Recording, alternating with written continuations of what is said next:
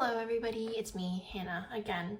And I'm gonna talk to you about what I did this week. I read over 1,629 pages. Well, technically it's more than that because the end of this week is today and I haven't read anything today, but it's only 8 in the morning. I'm probably gonna read today, so I'm probably gonna bump that number up a little, but that is what the plus is for. It sort of encapsulates all my last minute reading. My week sort of went something like this.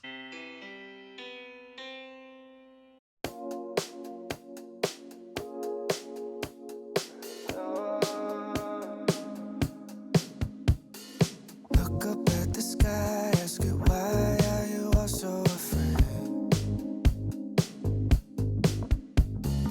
Never thought that I could describe such a lonely place.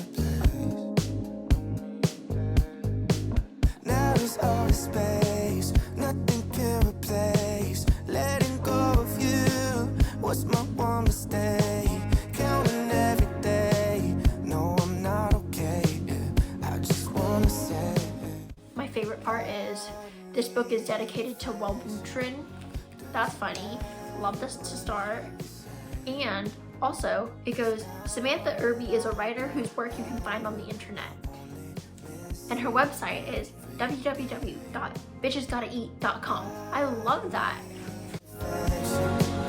Doesn't matter what you say, 'cause now that I don't have it, I only miss it every day.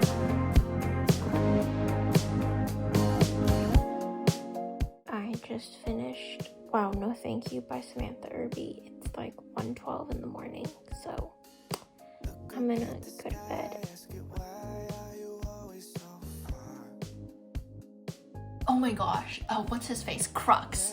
Crux is so freaking stupid. I feel like it just hits a nerve because it reminds me of conspiracy theorists. He just gets in the way of everything and it's so annoying. Nothing can replace letting go of you was my one mistake. Wait, I have a question. Are the fans of the Lunar Chronicles called the Lunatics?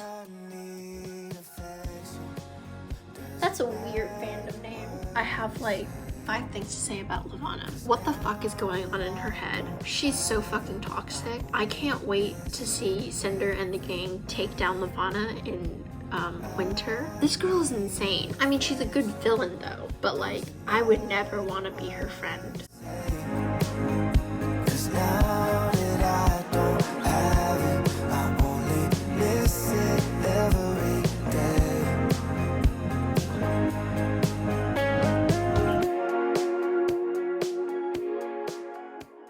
The first book that I read this week was The Hating Game by Sally Thorne. I don't have any footage of me actually reading this, but I buddy read it and I went on a call on Monday to talk with my friend about how much we hate The Hating Game. Enemies to lovers isn't really my thing. This was just bad. I gave this 1 star. I did enjoy it. So far, all the romance novels that I've been picking up lately have just sort of flopped. But you know, if you have better romance novel recs, I'll gladly take them. Saturday to Sunday, I read The Hating Game. And then on Monday, I read Wow, No Thank You by Samantha Irby. This has been something that I've been wanting to read for a really long time and my hold finally came in. This is a collection of essays going over literally anything from diarrhea and IBS to relationship advice and just what it means to be an adult. It was supposed to be really, really funny, laugh out loud type funny. I found myself chuckling and I think a couple of them, not the diarrhea stories, because I mean poop stories don't really do it for me, but some of the things that she says are really relatable. It was funny. It was easy to get through. It wasn't dense essays. These were light, really lighthearted, fun to read. My favorite essay in this book was Love and Marriage, where she gives relationship advice. There are a couple of other essays that were really fun to read, like Hello 911, and there's also the Sure Sex is Fun, but have you ever blah blah blah blah, where all the sentences start with sure sex is fun, but have you ever? They're not traditionally formatted essays, not the type of essays I write for school. These were more free-spirited. After that, I read Skullduggery Pleasant, The Faceless Ones.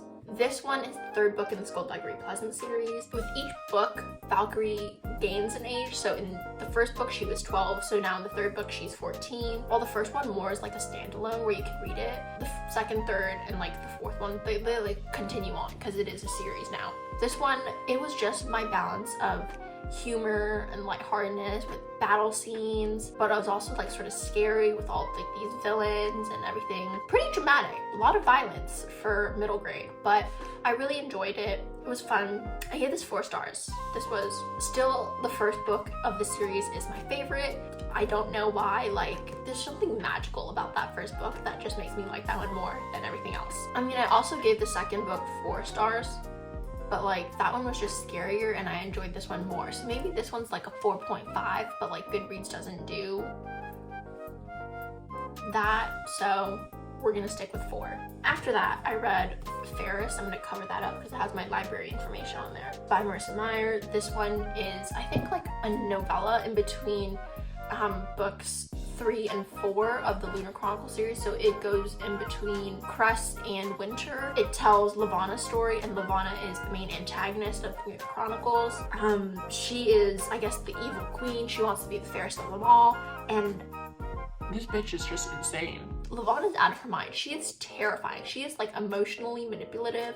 She just scares me. Like, I hope I never encounter someone like her IRL. Like, no. I might be able to handle hollow men who are like out to kill me, but Levana with her emotional manipulation, I just feel, that's just scary.